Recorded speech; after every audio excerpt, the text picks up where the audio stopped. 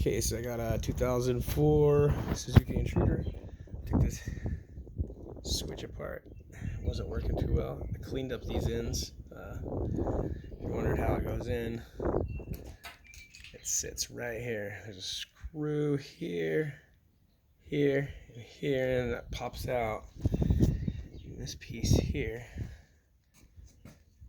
goes back in here, and I'll show you exactly how all that goes. Hold on just a second. And that piece I had, this piece, just snaps in here. So if you can remember, green and black, that outside edge. Alright.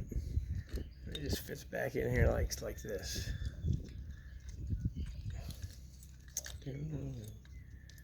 Stick it back in there.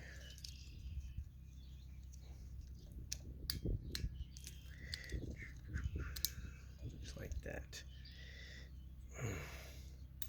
Just like so.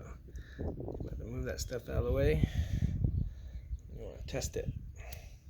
Cleaned it up, made it fucking a little bit better than what it was.